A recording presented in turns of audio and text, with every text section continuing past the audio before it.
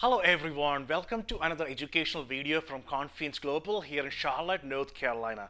Today we are going through this question, what exactly is hybrid mobile app development? People keep talking about it. Let's go through like what exactly it is. So there are different ways to build a mobile app. Once you have the functions, like once you have the requirements already and you have the design and everything, when you actually write the program to build the app, you always have different methods, right? The main methods that people use today or in the past is using the standard development kit from Apple or from Google. It's great, it works great. A lot of apps, successful apps are built using that. Now, what exactly is hybrid? Is it new? Is it something that came recently? The answer is no. Hybrid approach actually existed for a long time now. So, what exactly is hybrid method?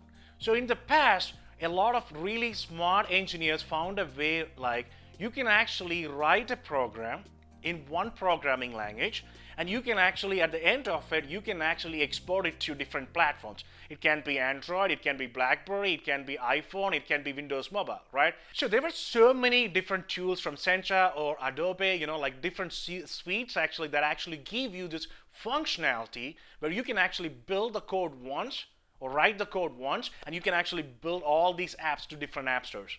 So the hybrid approach actually takes a method where you can write the code once and you can actually export the app for all the different platforms, whether it's iOS or BlackBerry or Windows Mobile or Android, you name it, right? So these hybrid technologies existed for a long time. But the biggest problem was why they did not become so popular was when you build an app using Google or Android SDK, the app actually natively interacted with the hardware and the underlying software. It looks beautiful.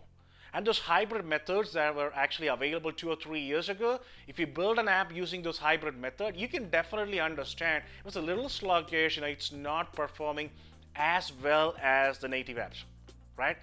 Then this revolutionary change happened where Facebook came out with the React Native and Google came out with Flutter, which completely changed the way actually we build apps today.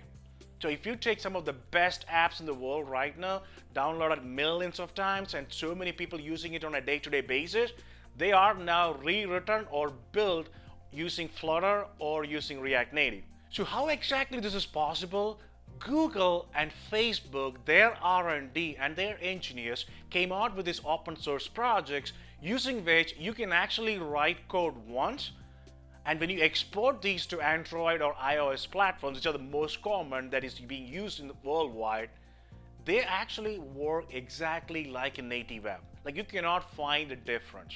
Some of the biggest apps that's really successful, downloaded millions of times and used every day by everyone across the world, they have now transitioned into using Flutter or React Native so that it's easy for them to develop new features, like it's easy for them to maintain the code base. So if somebody asks you like, is hybrid method actually worth it? If someone asked me this question like 5 years ago, I would say like, if you have money, yeah, you should not take the hybrid approach because it's sluggish.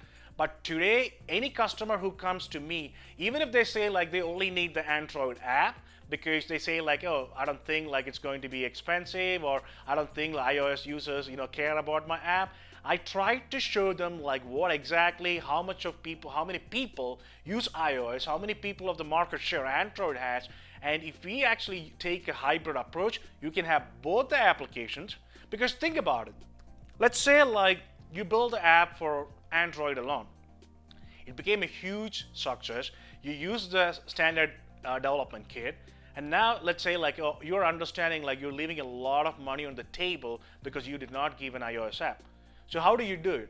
Go back and start using the SDK from Apple and do it all over again? Because the other one, the app you already provide for Android, you're making improvements to it. So effectively, I would always recommend or actually suggest our prospective customers that if you're building an app, if you think like, okay, you might need to give this app to other platform as well, hybrid is one of the best approach, and it's always going to be easy to maintain that code base. I really hope these videos are really helpful. If you like it, please like and share. Thank you.